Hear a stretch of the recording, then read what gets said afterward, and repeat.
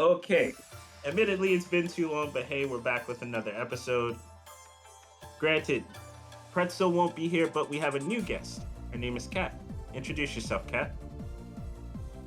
Hello, I'm Kat. I'm a student at Kyoto University. I study cognitive psychology, and so I do research in second language acquisition, working with students of Japanese language and as well as Japanese students studying English. Um, I am entering my master's program. Should be this spring semester.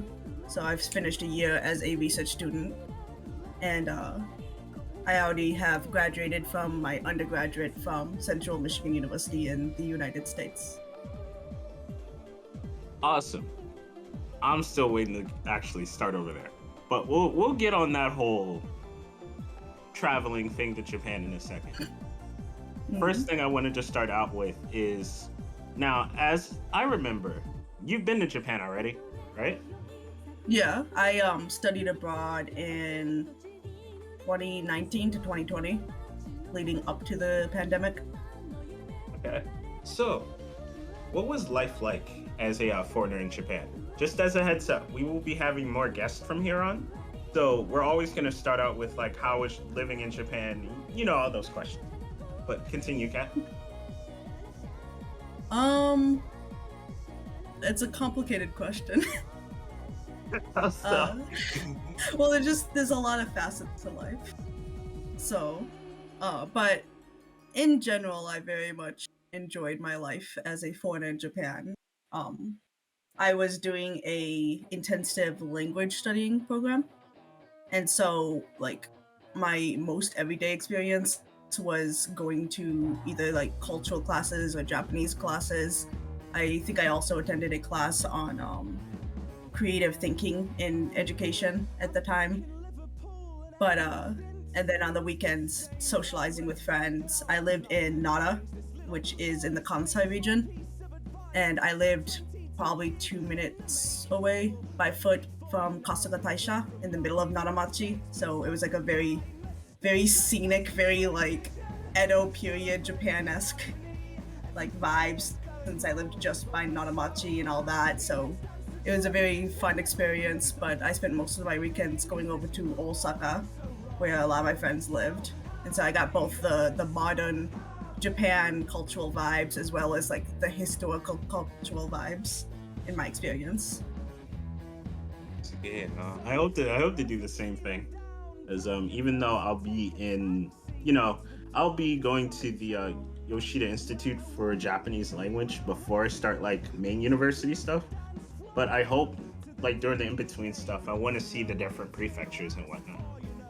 Because like something Yeah. I've noticed about Japan is like it will only advertise Tokyo, but nothing else. And Japan as a whole has so much to like offer and learn from it, you know?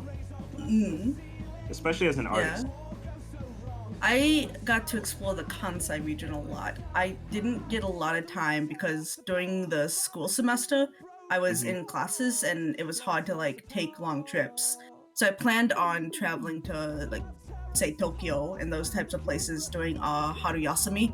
But when that hit, that was spring of 2020. So a lovely thing called COVID-19 happened, and so there was no traveling. The trains were shut down and everything. So I Right. didn't actually ever get to leave the Kansai region. So I went to places like Kyoto, Osaka, Nara, those types of places, but I never like went to Tokyo or Nagasaki or any of those types of cities. So my experience was very isolated to just the Kansai region. But to get back to the, I guess, life in Japan, did you have any like memorable experiences, things that you'll like remember for the rest of your life over there? Yeah, I had quite a few. So, like, when I got to Japan, I had sort of the attitude of just do anything, like, go with the flow, live in the moment, just immerse, embrace, like, everything experience I could, which meant I had a lot of memorable experiences, both for, like, better and worse. But, I don't want to hear the I worst one. The worst one is a little bit. It was a very long night. It's a little bit not PG-13 Okay, experience. It we can talk involved about like that. hiding in the alleys from cops and stuff, so it went a Oh, little bit okay. haywire. It went a little bit off the rails, I but wasn't no. expecting that. But I was for thinking, like most go ahead. for the most part, I had a lot of like I ended up making a lot of very good friends and really like getting a good community. So there was almost never like a weekend where my schedule wasn't packed with like things to do and experiences. I think probably one of my most memorable experiences I can think of off the top of my head was maybe a month into being in Japan. I had just met like one of my Japanese friends, and he just messaged me out of blue, "Hey, do you want to go to a barbecue?"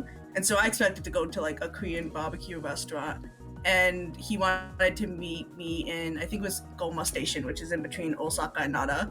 And I get off the train, and all of a sudden a car just drives up, and he like pushes me in, and we start just like swerving through the mountains, and we ended up on a random what do you call it? It was like a yoga retreat on the top of the mountain overlooking Osaka.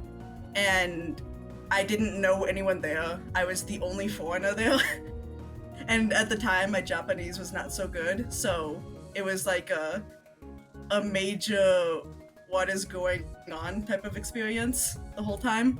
But it ended up being one of the most memorable experiences for me, just because it was like the first time I was fully immersed into a Japanese setting with like, I felt like I had been shoved into the deep end in every way. Yes, I guess we'll chalk that under a good experience. Do you have any others? There was the time I was paid something like 90,000 yen for dancing at a nightclub.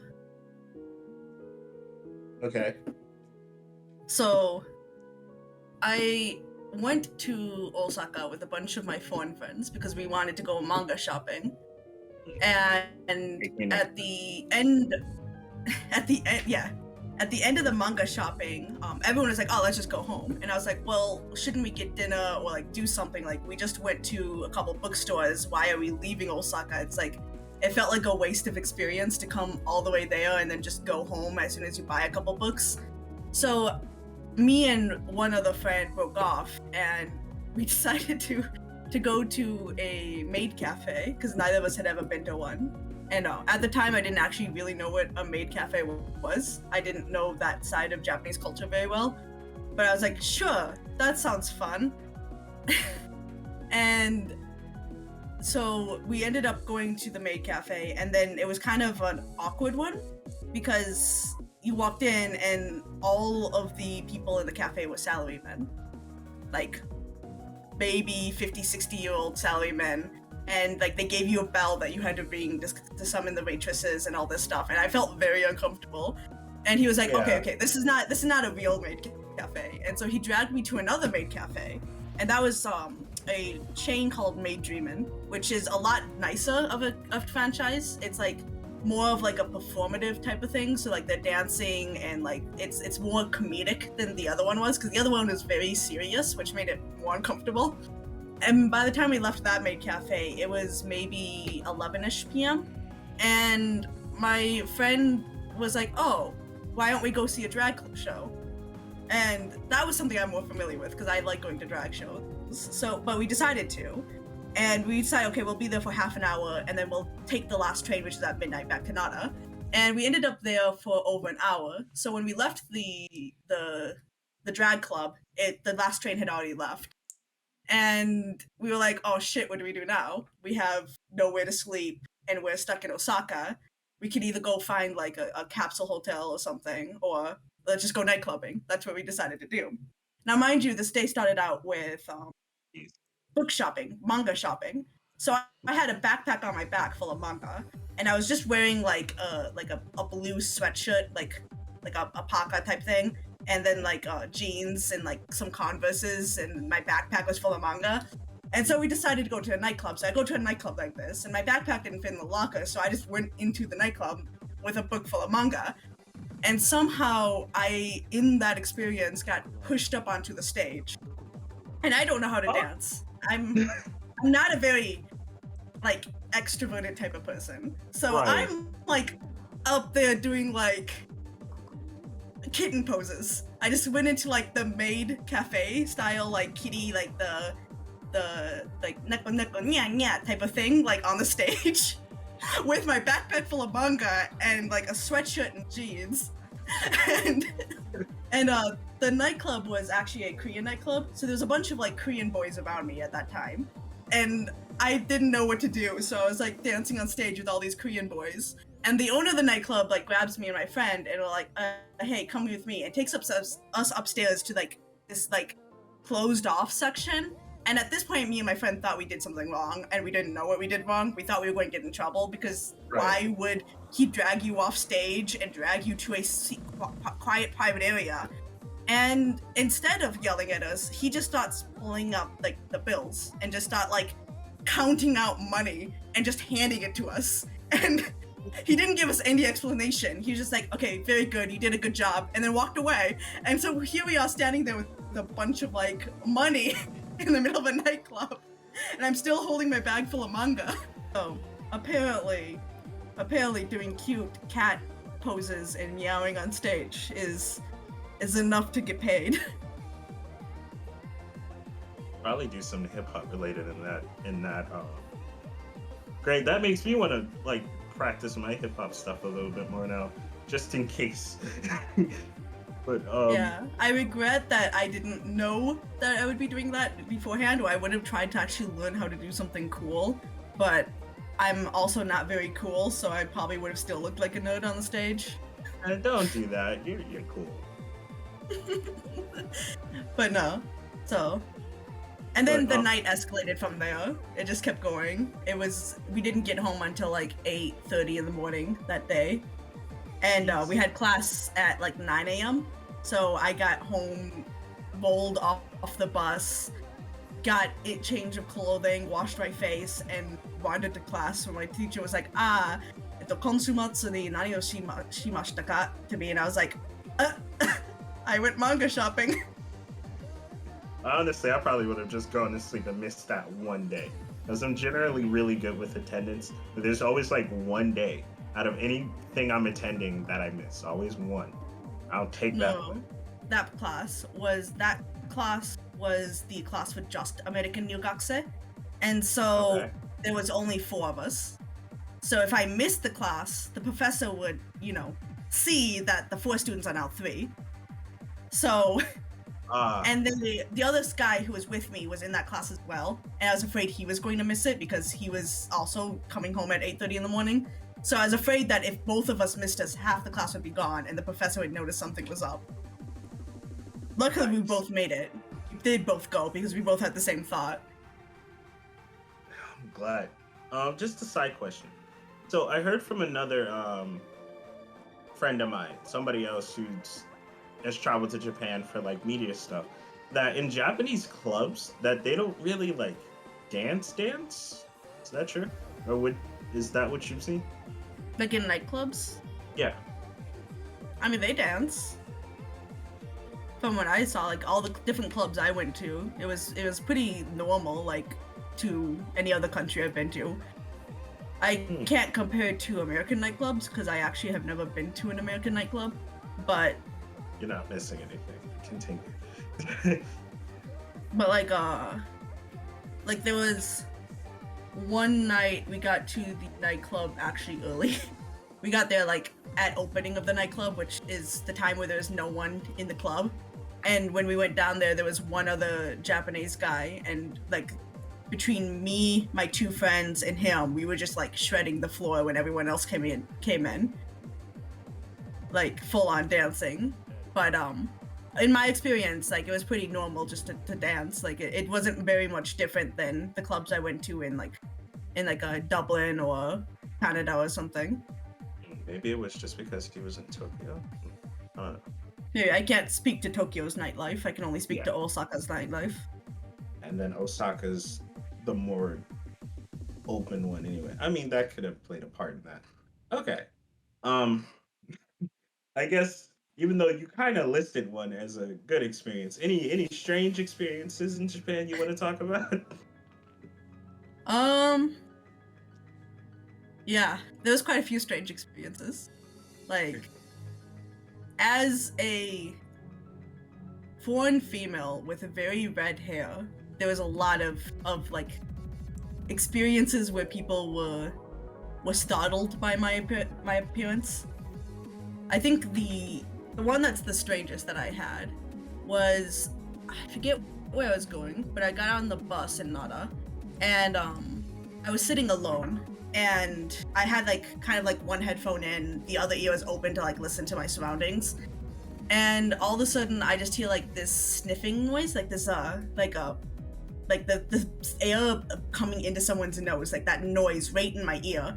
And Nice. when I turned to my head, there was this probably 20-something-year-old Japanese boy with his head sideways on the seat, staring straight like in my hair, like in the side of my head.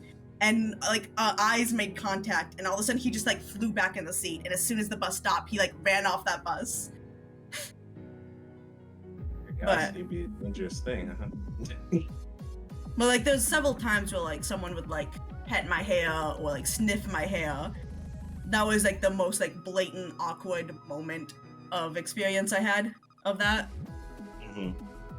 I think the strangest thing that I had to get used to was going to the izakaya. The culture of like what happens in the izakaya stays in the izakaya is like a strange experience to get used to as an American perspective, because like Japanese people have very strong boundaries on average. Like they don't often like touch you much. They're not like walk up to you, kiss your cheeks the way my French friends would, or like hug you, that kind of thing.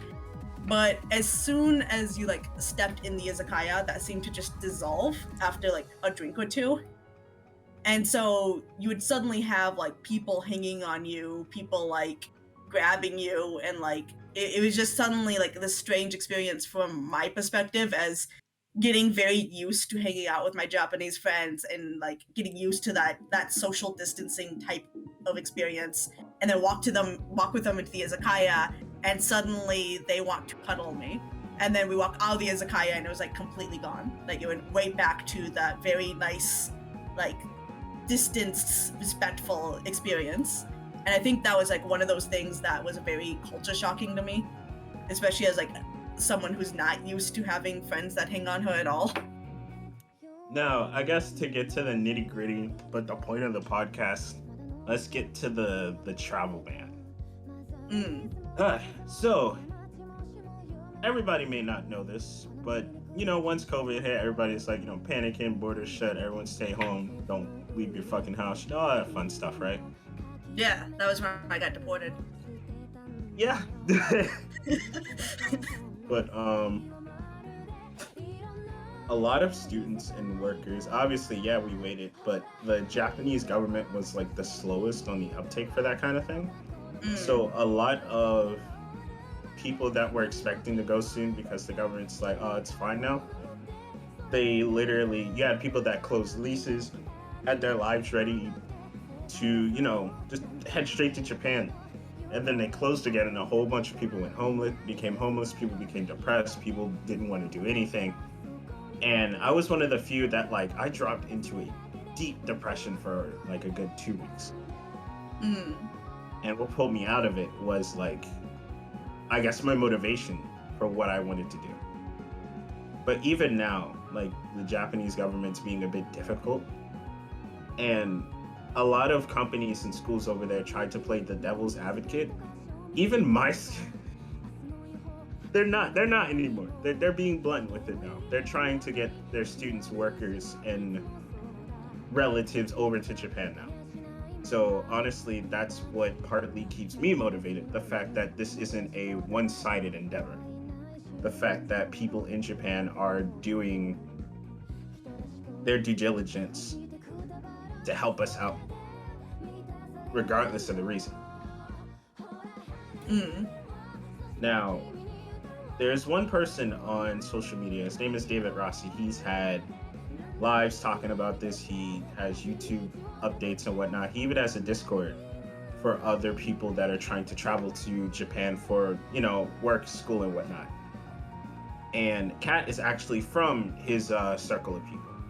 So, Kat, can you discuss your, I guess, experience with the travel ban and how that's affected people and maybe the people you know? Yeah. Do you want like my personal experience or like the overview of what it's like? Let's start with the overview and then we'll head to your personal experience. Okay. Yeah. So it's been about 2 years since the travel ban was put in place, I believe. Um, but right now it is the case where I believe only, and don't quote me on this, I might be slightly off in this, but I believe only mixed students can go in, so people who are on the mixed scholarship, and that's limited to something like 400 students or something. But David Rossi, he's part of a organization. I believe he teaches at Gogo Nihon. I'm not fully affiliated with that. I don't know much about Gogo Nihon, the company, so I can't speak towards that. But I believe he's a part of that. And apparently, he's an alumni of my school, my language school. Yeah, I'm not personally very well acquainted with the language schools. I've never been to a language school, and I'm not a student of one. Mm-hmm. But I know David Rossi works with Gogo Nihon, and I believe he teaches Japanese or something like that. Mm-hmm. And so when the travel ban, was affecting all the students' lives as well as the language schools who can't get students, he started his YouTube channel to help spread information. His primary goal is to help advocate politically for students through photo campaigns. He signs petitions. He helps advocate in that way, but also to help make sure students have information. It's very confusing, especially for students who aren't very familiar with the Japanese language, students who don't speak it well enough to read it, to keep track of all the political movements, the news, the cultural changes, all that type of thing. And so the primary goal is to help make sure there's both a place for community so that students who are isolated and alone can find places to be and not feel alone, but also help spread information so that students aren't getting lost in the shuffle of things, that kind of thing.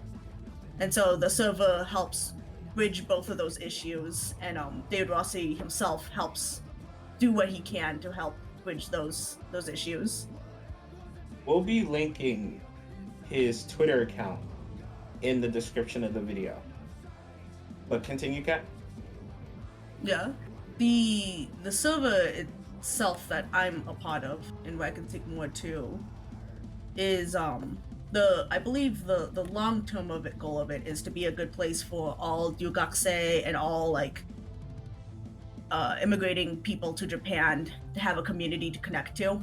Obviously, it's focused towards the travel ban right now because that's the big thing, the big barrier for most people.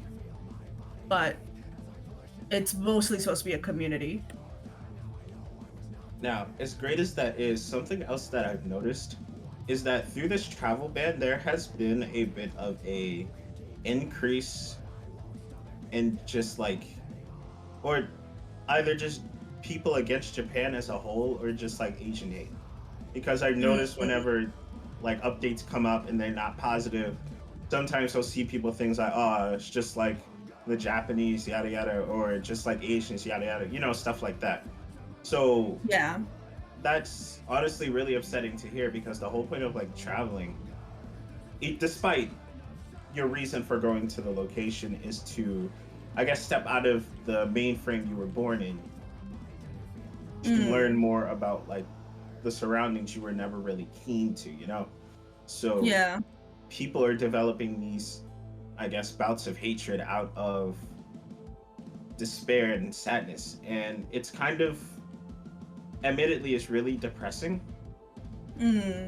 But at the same time, what I like to think is like part of the reason I started this podcast is because I wanted people to learn more about Japan that Japan doesn't really talk about, but not in a way Mhm. that's like, oh, secret scoops of Japan just to get like views or whatever. No, to actually educate people and get people curious about, just like what's around them in general. Yeah. I'm just doing it from like Japan. Well, I think And one thing I've noticed that's a big issue that's like obviously Japan and countries like America, England, European countries all have distinctive ways of thought from Japan. Like yeah, obviously there's going to be distinction there. And I think there's a big issue in both language and also like how would you say, like the omoikata, kangaekata, like the way of thought, like the way of thinking. And a lot of people obviously are looking from it from like the Western perspective. And when things happen or fail to happen, they get angry, which is natural. It makes sense to get angry. right, You're feeling hurt, you're feeling rejected. Like obviously like it feels like the Japanese society is rejecting you and they're not letting you in Japan. And those feelings are really easy to let seep in to how you conduct yourself, and it becomes like a negative cycle, if that makes sense. right, And I think there's a big disconnect in looking at it in our perspective and engaging with the Japanese news, engaging with the Japanese media from our perspective. And there's like a one thing I always do when I'm reading those articles is try to look from it from a detached perspective. And I can kind of see, even if I disagree with the Japanese government, I can see what mindsets are leading to them to make the decisions or fail to make the decisions. What kind of like bureaucratic culture there is, what kind of all these things make it hurt less. But when you're not looking at it from those perspectives, it feels like rejection when it isn't rejection. It isn't personal. They're not like looking at each of us in the eyes and being like, no, you don't belong here. No, well, they are kind of saying that. But they're not saying like, you personally are a problem. They're moving in a lot broader ways of thought that I don't think a lot of people are accounting for. right. And that makes them more likely to get upset, more likely to feel hurt, which is again natural, but I don't know if it's the most productive thing all the time. It's really not. I think my thing was more so like, yeah, the government. It feels like the government is screwing you over, but why you? Here's an example I gave to somebody that was struggling with that, and they were like, "Oh, Japan just like hates like foreigners and yada yada." And it's like, did you ever think that maybe yeah, sure, government's kind of shitty, but what did good old Takashito do to you? Yeah. That Well, type like thing. the thing that makes me really sad is there's a lot of people who become resentful to Japanese ryugakusei. So like people who are from Japan that are able to still be international students in America or England or Europe or that type of thing. And that always makes me sad because once you hold that resentment, you start treating them poorly, which is now hurting their experience as well. And it's actually a conversation. One of my friends in America is like very in the same position as I am. He is an international student at an American university, the same way I'm an international student at Kyoto University. And I always like bring it up to him, and he's like, "Well, what do they want me to do? It's not like I can go and make the policy change myself." And I don't think like a lot of people are thinking that way. They're thinking like, oh yeah, the Japanese people and the Japanese government, they're confounding the two as one and the same. And Yeah, it's I not just need like, someone to take my anger out on. yeah, and it's not like Japanese people or Japanese society itself are like, obviously there's xenophobic thoughts and cultural like tendencies, but it's not like they're personally trying to hurt you. Even if they want to change, it's not like they can like average Tanaka-san is not trying to hurt you. He's just trying to live his life. And you can't expect him to make the change himself. He's just one person. But the bigger problem, to my perspective, is it's not very effective to have total bans the way Japan is doing, because the disease still comes in and it's still highly contagious. And while limiting the constant flood of people in might help on some level, unless you literally lock down the border to all people that could possibly come in, you're not going to actually protect anyone, especially when there are steps that you take to help limit the incoming, I don't know, the incoming like people, like quarantine measurements, testing measurements, those type of things. And I always find it odd that it's like foreigners that they're so hard on, because foreigners are the easiest people for them to control. You can very easily force a foreigner to quarantine and like force them through testing mandates because they're there with a sponsor. And if you put that pressure on the sponsor will put that pressure on them. But whereas like as long as you're letting foreign travel come with the Japanese citizens, they are likely not to have the same pressure that a foreigner would.